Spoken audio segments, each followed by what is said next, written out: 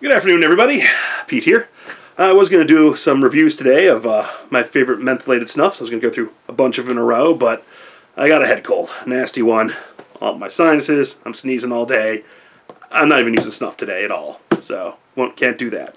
So instead, I'm going to talk about what led me to using snuff, the other nicotines I've liked. For most of my life, I've occasionally smoked pipes and cigars. I still have my pipe. But they have the downside of burning tobacco, which we all know the social downsides of that, the health downsides. Actually, I'm probably going to order some new pipes and get some pipe tobacco again, because I love smoking a pipe. I just don't do it enough. And this pipe, I half smoked it like 5 years ago and set it aside and lost it. So it's dead. I have to get a new one and some new pipe tobacco. But moving on from that, about 2 years ago, I decided to start vaping, because I figured that'd be a good way to get my nicotine. I started, like most people, with the fake cigarette. So it's a working battery. I haven't used it in about months. And the juice hasn't gone bad. I like it because it's black, like my favorite old goth cigarettes. Coffee flavored. And by coffee flavored, I mean it tastes like sucking on a used coffee filter. Because it's weak as hell. No nicotine. I mean, obviously there is nicotine, but no real hit. And no real flavor. Must not be doing it. Yeah, they're junk. The batteries don't last. Well, this one's lasted for months not being used, but for actual use, it lasts for half a day. Bad. So then I moved on. There's a local smoke shop in town that was selling e-cig supplies, and I got the giant battery with the huge monster tank full of the scary blue goo. And this is a better experience.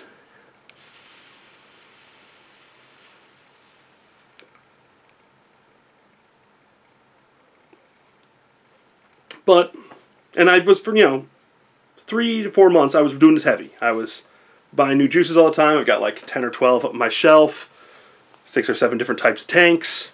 And I was trying to get, the whole entire time I was trying to find the right combo. And these things are adjustable. You can, is it lit up?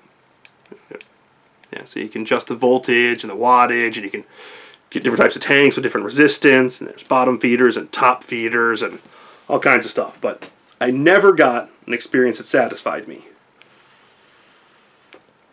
It was either too light or super heavy and I'd be coughing. And, a guy was smoking cigars and cigarettes and stuff. I shouldn't be coughing while smoking.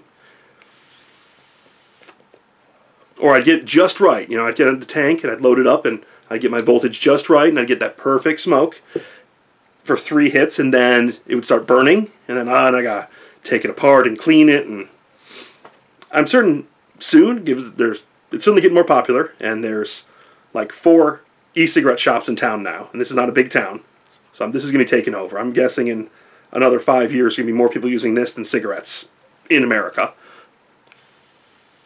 unless they ban them, because people are trying to ban them because they're insane. I heard today LA is going to treat them just like cigarettes, so you can't smoke in workplaces or public parks, which is insane. There's no downsides to the secondhand smoke. It doesn't produce any odor. Well, mostly doesn't. I actually found with this particular juice I was using here, the secondhand smoke actually did have a smell that you could detect. It actually bothered one of my friends when I was smoking at his house, and I had to stop. But other than that, most of the juices didn't leave any odor in the secondhand.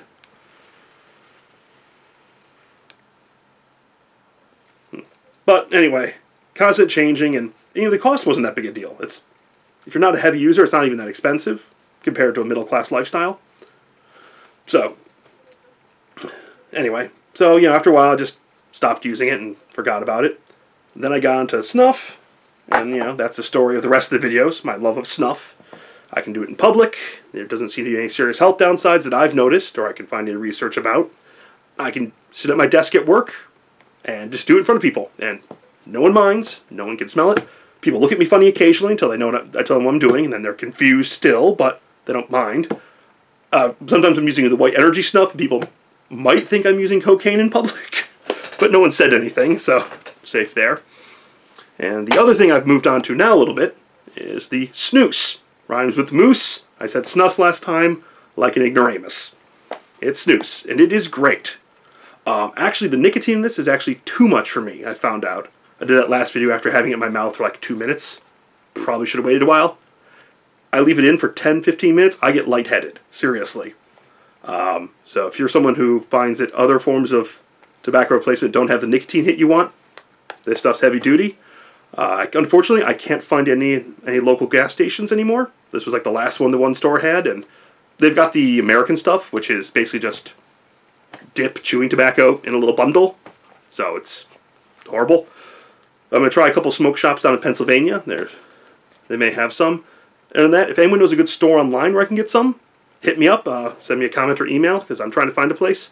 Ever I'm looking, seeing there's all kinds of difficulty shipping it or something. There's some law where you got to sign for it. Never had that problem with snuff, so I don't know. And another thing that happened today is my snuff taking magazine showed up. Apparently there's an actual annual magazine for snuff users. I only read the foreword. I'm going to sit down with my chicken soup and hot tea and read the rest of this. But real magazine for snuff users. How awesome is that? Alright, talk to you guys later. Oh, yeah, as for the thing, as soon as my cold clears up, I'm going to put up a video going through my 5 favorite medicated snuffs. So, see you later.